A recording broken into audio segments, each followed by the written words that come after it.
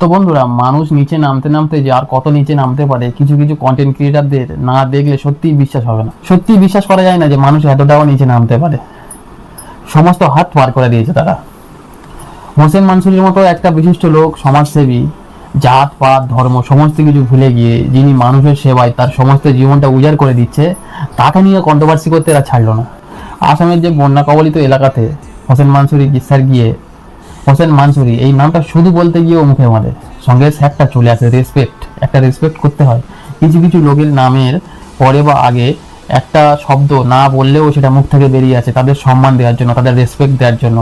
আর সেই জায়গাতে গিয়ে কিছু কিছু কন্টেন্ট ক্রিয়েটার যে এতটা নিচে নামবে, এটা আমরা পশ্চিমবঙ্গের লোক, গোটা ভারতবর্ষের লোক কেউ মানে চিন্তা ভাবনার বাইরে তারা এতটা নিচে নামবে আমরা কেউ এটা আশা করি। সত্যি এটা ওয়েস্ট বেঙ্গলের লজ্জা যে আমাদের ওয়েস্ট বেঙ্গলের কিছু কন্টেন্ট ক্রিয়েটার হোসেন মানসুরি স্যারকে নিয়ে এতটা নিচে নামতে পারে।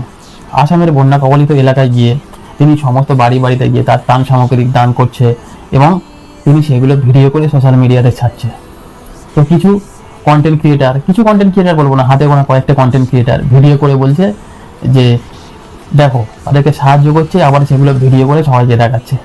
আরে গাধা, তোদের কি বলে বোঝাবো যে ওই ভিডিওগুলো করছে তার পিছনে অনেকগুলো কারণ রয়েছে, সেগুলো তোর ওই গোবর থেকে মাথাতে ঢুকবে না। এগুলো আগে ভালো করে রিসার্চ করতে হয়, কেন তারা ভিডিও করছে, তারা এই যে দানগুলো করছে টাকাগুলো কোথা থেকে আসে, তাদের একটা ট্রাস্ট চলে। না জেনে কারোর সম্পর্কে হুটহাট বলে দিলাম, একটা ভিডিও বানিয়ে দিলাম, সোশ্যাল মিডিয়ায় ছেড়ে দিলাম, সেটা নিয়ে ভালো ভিউজ কামালাম, সেটা নিয়ে বেশ ইনকাম হয়ে গেল। ভালোই তো আছে, সব ভালোই ধরেছে সিস্টেমগুলো আজকাল। মেন কথা, পশ্চিমবঙ্গে বেকারত্ব এতটাই বেড়ে গিয়েছে যে লোক কন্টেন্ট খুঁজছে, এই কন্টেন্ট ওই কন্টেন্ট, এই কন্টেন্টগুলো নিয়ে কন্ট্রোভার্সি করে ভিউজ কামিয়ে তার পকেটটা ভর্তি করে, এছাড়া আর কিছু নয়। তাহলে এতই যখন তোমার সাহস, তাহলে তুমি ভিডিওটা ডিলিট করলে কেন বাবু? ভিডিওটা ডিলিট করলে কেন?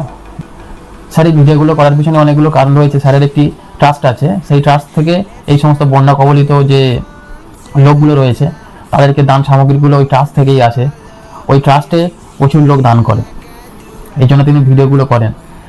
এবং ওই যে ভিডিওগুলো করার পিছনে মূল কারণ হচ্ছে ওই যে ভিডিওগুলো থেকে যে ইনকামটা আসে, সেই ইনকামের টাকা দিয়েই কিন্তু স্যার এই সমস্ত গরিব মানুষের সাহায্য করে থাকে। আবার গিয়ে কী বলছে যে ওনার চ্যানেলের মধ্যে গিয়ে দেখছি লোকের দান করছে, সেগুলো আবার ভিডিও করে করে এমন করে ছাড়ছে উনি বড় মহান, উনি আসামে গিয়ে সব থেকে বেশি দান করছে। আরে ওই ভিডিওগুলো করলে ওই যে সোর্স থেকে ইনকামটা আসছে, ওই ইনকামগুলো দিয়েই তো তিনি তো এই সমস্ত কাজগুলো করছেন। আর হ্যাঁ, তোরা তো এত রয়েছিস, টুম্পা রুম্পা ঝুম্পা সাহেব, এছাড়া তো আরও অনেকেই রয়েছে, তোরা কোথায়? তারা তো গিয়েছে দিল খান থেকে শুরু করে হোসেন মানসুরি স্যার, এই সমস্ত সব তো কন্টেন্ট ক্রিয়েটাররা গিয়েছিল। তোরা কোথায়? তোরা যেতে পারছিস না কেন? তোরা একটা ভিডিও ছাড় ওখানে গিয়ে করে, এই ভিডিও করে এত ভিউজ কামাচ্ছিস, আর তোরা একটা গরিবকে দান করে তোরা আসামে গিয়ে একটা ভিডিও করে ছাড় না, দেখি তোদের কত দম আছে। সেগুলো তোরা পারবি না। যে যাচ্ছে তার পিছনে শুধু কাটি করতে পারবি। মেন কথা কি বলতো, বাঙালির কাটি করা স্বভাব। আর তুই এই যে ভিডিওটা করেছিস তার জবাব কিন্তু তুই ইতিমধ্যে পেয়ে গিয়েছিস এবং পেয়ে যাচ্ছিস, সেই ভয়ে তুই ভিডিওটা ডিলিট করে দিয়েছিস। তোর কেমন সাহস ছিল তুই ভিডিওটা ছেড়ে রাখ না, বন্ধ করলি কেন?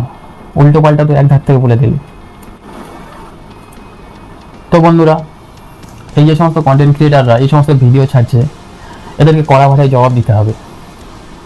আশা করছি আপনারা দেবেন, আমরা দেবো, সবাই মিলে কাঁধে কাঁধ মিলিয়ে চলবো।